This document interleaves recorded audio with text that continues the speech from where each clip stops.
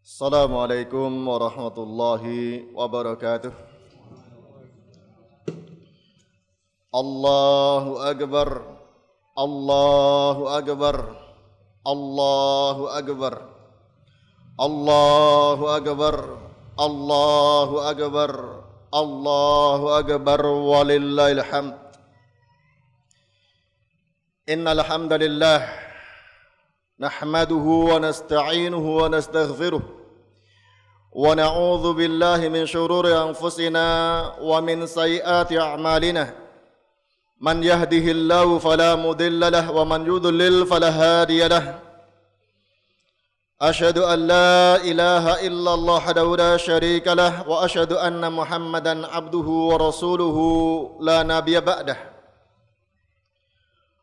Wassalatu wassalamu ala asyrafil anbiya'i wal mursalin wa ala alihi wa ashabihi wa man tabi'ahum bi ihsanin ila yaumiddin. Qala Allah Ta'ala fi kitabihil azim, ya ayyuhalladzina amanu taqullaha haqqa tuqatih wa la tamutunna illa wa antum muslimun.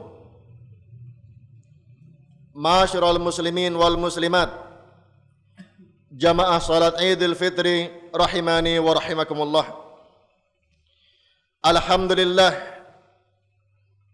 senantiasa kita terus bersyukur kepada Allah Subhanahu wa taala. Bersyukur dengan lisan, ucapkan pujian kepada Allah Subhanahu wa taala. Dengan hati meyakini seluruh nikmat Allah taala. Meyakini seluruh apa yang ada pada kita adalah nikmat dari Allah Subhanahu wa taala. Kemudian juga bersyukur dengan menggunakan nikmat-nikmat Allah taala untuk taat kepadanya. Walhamdulillah, kita memang harus lebih banyak lagi bersyukur. Terlebih lagi pada hari ini, pada Idul Fitri, hari bahagianya kaum muslimin yang menunaikan siam Ramadan.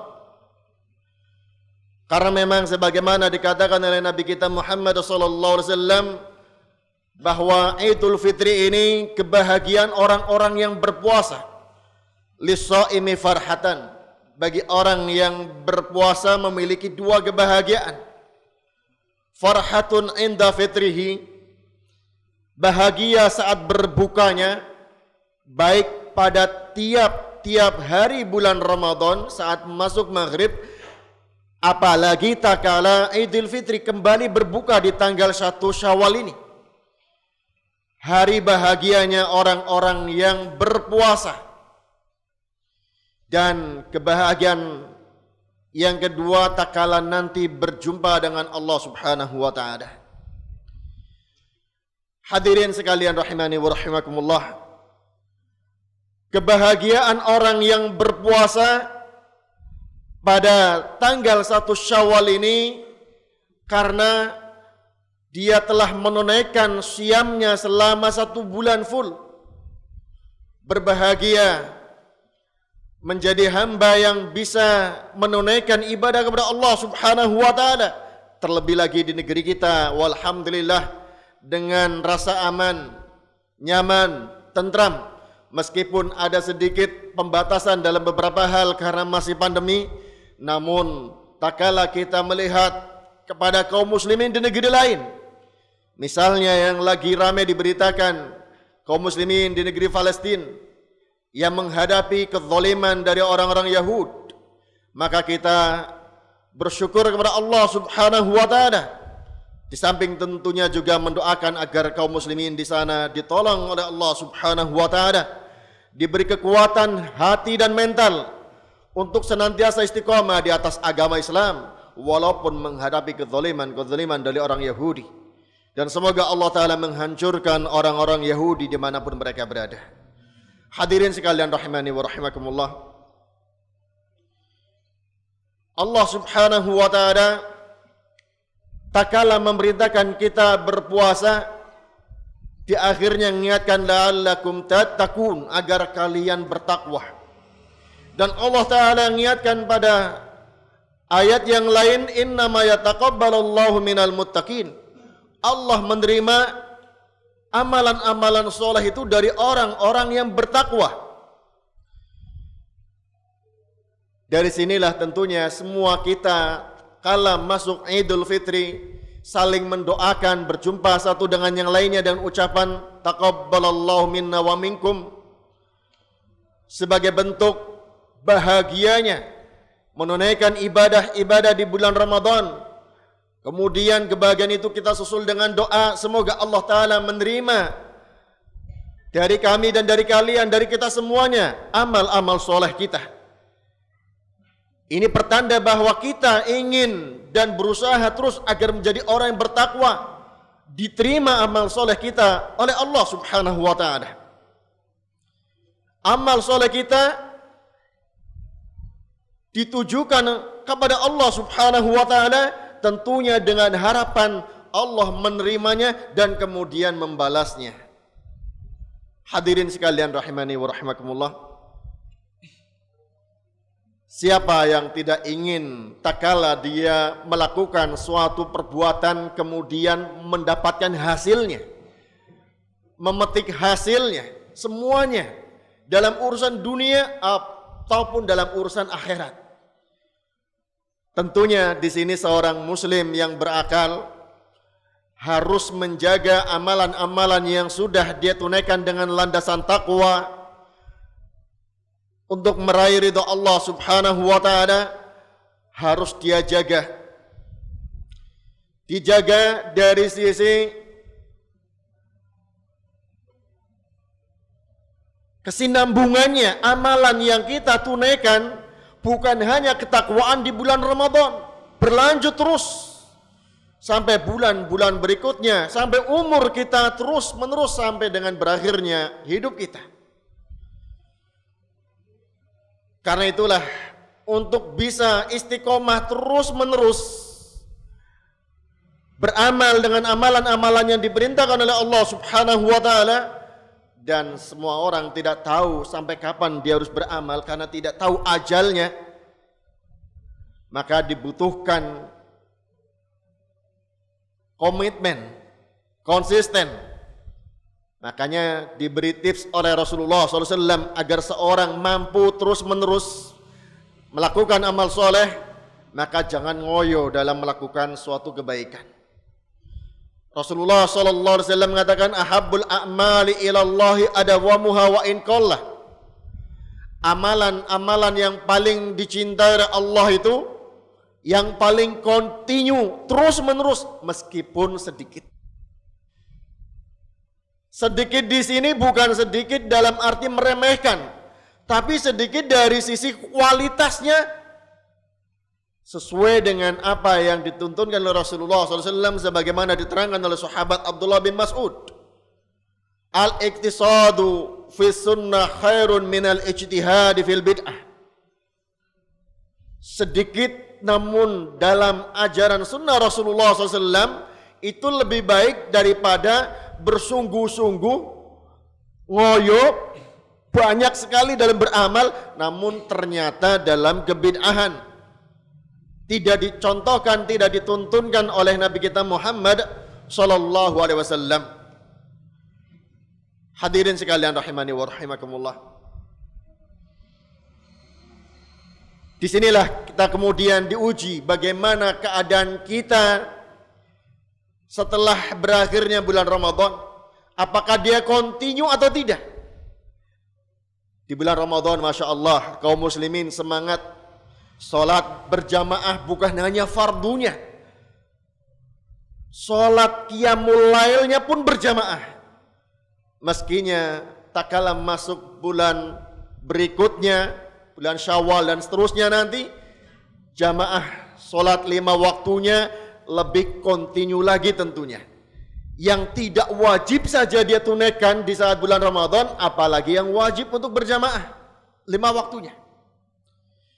Sedekahnya, baca Qur'annya, zikirnya, itu di bulan Ramadan Masya Allah harusnya berlangsung terus, kontinu, walaupun kadangkala kuantitasnya sedikit menurun. tapi kontinu tetap harus tertunaikan.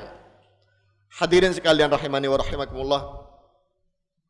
Di samping itu kita harus mewaspadai ada hal-hal yang harus kita cermati. Jangan sampai kita melakukan amalan-amalan yang kita mengira sudah mendapatkan pahala banyak. Jangan sampai kita menyangka bahwa kita akan memetik hasil ibadah kita, ternyata kita melakukan hal-hal yang merontokkan buah dari amalan kita sendiri. Perlu diketahui kaum muslimin rahimani wa rahimakumullah, tak kala seorang sudah menabung amal soleh yang begitu banyak di bulan Ramadan, banyak melakukan ketaatan-ketaatan yang pahalanya tinggi, harus dijaga. Di samping dijaga kontinunya, juga dijaga dari sisi jangan sampai rontok di tengah jalan hingga dia ternyata tidak mendapatkan hasilnya. Rasulullah sallallahu alaihi wasallam dalam hadis Abu Hurairah radhiyallahu anhu, beliau bertanya kepada para sahabat, "Atadruna mal muflis?" Apakah kalian tahu tentang pengertian orang bangkrut? Para sahabat radhiyallahu anhum menjawab, "Al-muflisu fina man la dirham lahu wa la mata'." Orang bangkrut menurut kita itulah orang yang tidak memiliki harta, tidak memiliki uang, tidak memiliki urusan-urusan dunia. Bangkrut, kalau istilah kita seringkali disebut bangkrut tak kala dia pernah jaya kemudian turun ekonominya, tidak memiliki apa-apa lagi. Kata Rasulullah SAW, "Innal muflisa min ummati," orang bangkrut dari umatku itu adalah ya'ti yaumal qiyamah, orang yang datang nanti pada hari kiamat, bisolatin wa siyamin wa zakatin, dia datang membawa pahala solatnya, pahala puasanya, pahala zakatnya, dan pahala-pahala amalan lainnya. Disebutkan oleh Nabi SAW 3 contoh. Pahala baca Al-Qur'annya, pahala zikirnya, pahala sodakohnya, pahala ini dan itu dan seterusnya. Namun di sisi lain ternyata wa ya'ti qad syatama hadza wa qadhafa hadza wa akala mala hadza wa safaka dama hadza wa daraba hadza. Dia juga ternyata di saat di dunia mencela orang ini, menuduh orang yang ini, memakan harta orang ini, menumpahkan darah orang kaum muslimin, dan juga memukul orang ini, banyak menzalimi manusia dengan lisannya, dengan kegiatan ekonominya, dengan tangannya, kezalimannya. Orang kelihatannya pahala ibadahnya banyak, namun di sisi lain ternyata dia banyak berbuat zalim kepada kaum muslimin. Maka diceritakan persidangannya oleh Rasulullah SAW nanti pada hari kiamat, fayu'ta hadza min hasanatihi wa hadza min hasanatihi. Maka orang-orang yang dizalimi di dunia nanti akan menggugat di akhirat. Akhirnya orang yang banyak pahalanya namun banyak melanggar terhadap kehormatan kaum muslimin dengan lisannya, atau melanggar ekonomi kaum muslimin lainnya dengan tindakan-tindakan jahatnya, maka dia akan digugat, dituntut. Maka Allah Ta'ala mengambilkan pahala orang tadi, diberikan kepada orang-orang yang pernah dizaliminya. Satu orang diselesaikan, diambilkan pahalanya, datang yang lain, diselesaikan lagi dengan diberikan pahalanya lagi, sampai habis. Kalau banyak yang dizalimi, fa in faniyat hasanatu qabla an yuqda ma alaih, bila sudah habis pahalanya sementara belum selesai problem dia yang diputuskan oleh Allah Ta'ala, ukhidha min khatayahum faturihat alaih thumma turiha finnar. Ternyata masih ada orang yang menuntut lagi, pahalanya sudah habis. Maka orang yang menuntut, yang menggugat tadi, dia punya dosa, diberikan kepadanya, akhirnya sampai dia masuk neraka. Hadis sahih riwayat Muslim. Hadirin sekalian rahimani wa rahimakumullah, Ini yang kadangkala tidak disadari oleh kita. Seorang kadang-kadang menganggap takwa itu tak kalah lagi dia banyak sholat, yang wajib maupun yang sunnah. Takwa itu kalau orang rajin berpuasa, yang wajib maupun yang sunnah. Takwa itu orang yang rajin zakat, bersedekah, infak, wakaf dan lainnya. Itu bagian daripada takwa, betul. Tapi takwa juga yang kaitannya dengan manusia. Tak kala dia sebagai orang yang bertakwa harusnya juga menjadi orang yang paling baik kepada manusia. Paling baik minimalnya adalah tidak menzolimi orang lain. Dan yang lebih maksimal tak kalah dia berbuat baik kepada orang lain. Kata Nabi SAW, akmalul mu'minina imanan ahsanuhum khuluqa. Orang mukmin yang paling sempurna imannya adalah yang paling baik akhlaknya. Maka jangan sampai kita tertipu dengan pahala-pahala ibadah kita. Jangan sampai kita terpedaya dengan banyaknya amal soleh kita. Sementara kita ternyata tidak bisa ngontrol lisan kita kepada saudara kita kaum muslimin. Atau kalau dalam rumah tangga seorang suami tidak bisa ngontrol lisannya kepada istrinya. Istri tidak bisa ngontrol lisannya kepada suaminya. Orang tua tidak bisa ngontrol lisannya kepada anak-anaknya. Anak-anak tidak bisa ngontrol lisannya kepada orang tuanya dan seterusnya. Hadirin sekalian rahimani wa rahimakumullah. Makanya Rasulullah sallallahu alaihi wasallam dalam hadis Abu Hurairah yang lain beliau mengatakan, "Man kanat lahu madlamatun li akhihi min irdihi aw syai'in falyatahallalhu minhu al-yawma." Barang siapa yang pernah menzalimi kepada saudaranya, baik pada kehormatannya ataupun lainnya, maka minta halallah kepadanya. Kalau kaitannya harta, kembalikan yang pernah ia zalimi. Hari ini saat masih di dunia, qabla an la yakuna dinanun wala dirhamun, sebelum tidak lagi bermanfaat, sebelum datang hari di mana lagi tidak bermanfaat yang namanya mata uang, apapun, dinar, dirham ataupun yang lainnya. In kana lahu amalun salih ukhidha minhu biqadri madlamatihi. Nanti pada hari itu, bila orang memiliki amal soleh, diambil sesuai dengan kadar kezalimannya. Wa illam yakun lahu hasanat, jika tidak memiliki kebaikan lagi, ukhidha min sayyiati sahibih, diambil dosa orang-orang yang pernah dizaliminya, fa humila alaihi, dan ditimpakan kepadanya. Hadis sahih Imam Bukhari. Hadirin sekalian rahimani wa rahimakumullah. Maka memang ada budaya di negeri kita di bulan atau di Idul Fitri ini, tanggal 1 Syawal, saling meminta maaf. Melihat konteks hadis ini, sebetulnya tidak perlu nunggu tanggal 1 Syawal.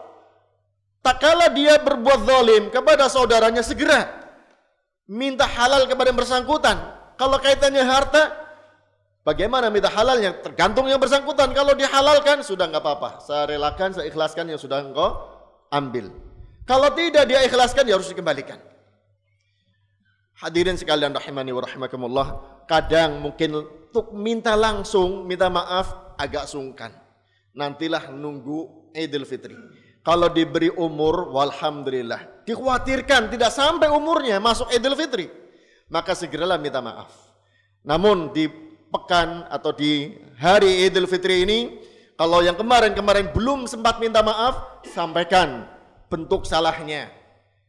Jangan sebagai bentuk formalitas saja. Ya, ritual yang kadang-kadang basa-basi. Kalau memang dia punya salah, sampaikan langsung.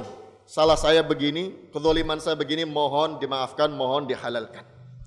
Kaum muslimin rahimani wa rahimakumullah, agar jangan sampai kita menjadi orang yang bangkrut nanti pada hari kiamat. Kemudian hadirin sekalian rahimani wa rahimakumullah, begitu pula waspadai amalan-amalan yang kadangkala tanpa sadar dia kelihatannya telah banyak beramal, digugurkan oleh dia sendiri. Di samping ada yang namanya asyirkul asghar dan asyirkul akbar, jelas menggugurkan amalan.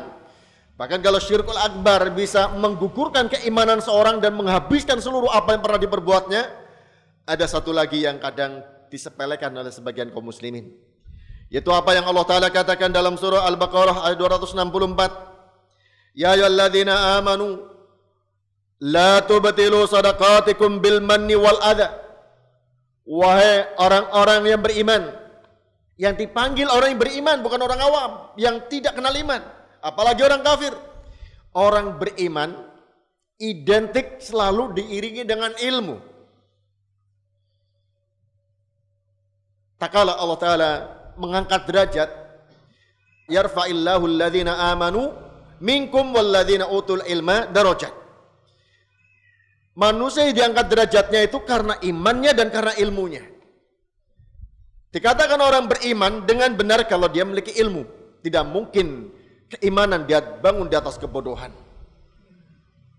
Makanya kalau dipanggil ya ayyuhalladzina amanu, orang yang beriman, tentunya yang dia sadar dengan keimanannya menggunakan ilmunya, diingatkan oleh Allah Ta'ala, janganlah kalian batilkan, jangan kalian gugurkan pahala sedekah kalian bil manni wal adha, dengan mengungkit-ungkit dan dengan menyakiti orang yang pernah diberi sedekah.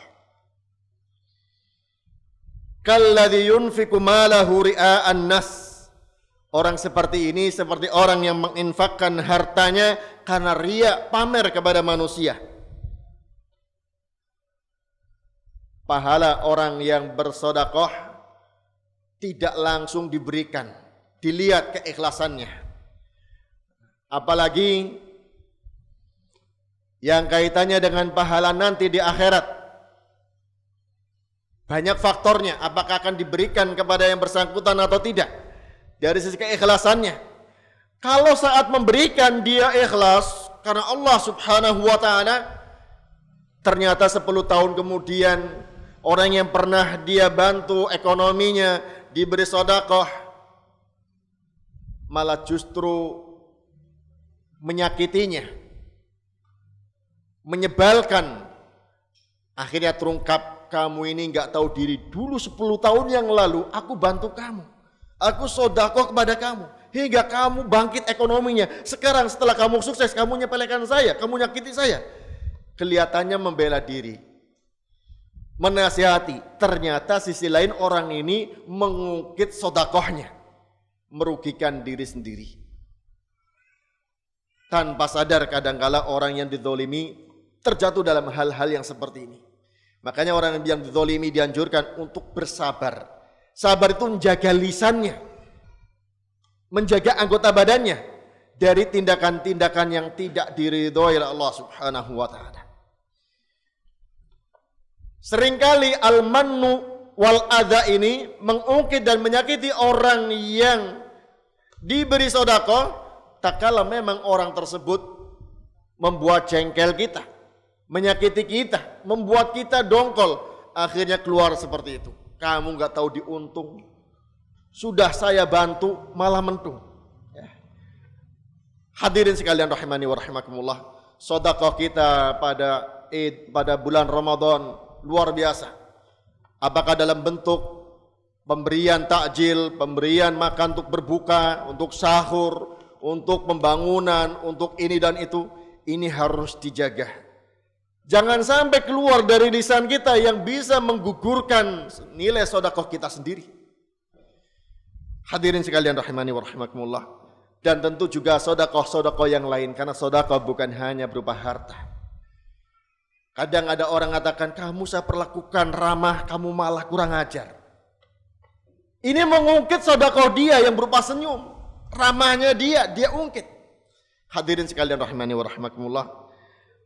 Allah Ta'ala menggambarkan orang yang seperti ini seperti orang yang menginfakkan hartanya karena pamer kepada manusia, wala yu'minu billahi wal yawmil akhir, dan tidak beriman kepada Allah dan hari akhir. Famathaluhu kamathali safwanin 'alai turab. Perumpamaannya seperti batu yang licin, saking halusnya. 'Alai turab, padanya ada tanah. Fa asabahu wabil, lalu ada hujan menimpanya. Fatarakahu solda, maka akhirnya batu itu tidak membekas apapun padanya, tanah itu hilang semua, bersih.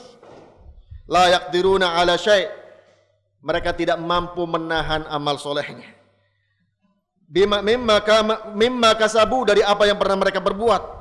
Wallahu la yahdil qaumal kafirin, dan Allah tidak memberi petunjuk kepada kaum yang kafir. Hadirin sekalian rahimani wa rahimakumullah. Tak kala orang sudah diberi kekuatan untuk beramal soleh, maka mintalah kepada Allah Ta'ala kekuatan untuk menjaganya. Menjaganya istiqamah terus menerus sampai dengan husnul khatimah, sampai penutup kehidupan kita. Dan meminta juga untuk dijaganya amal soleh dari hal-hal yang menggugurkannya seperti ini, agar kelak kita bisa menjumpainya, menikmatinya pada hari kiamat di akhirat kelak. Hadirin sekalian rahimani wa rahimakumullah, ini insyaallah khutbah yang bisa sampaikan pada kesempatan kali ini, semoga bermanfaat bagi kita semuanya.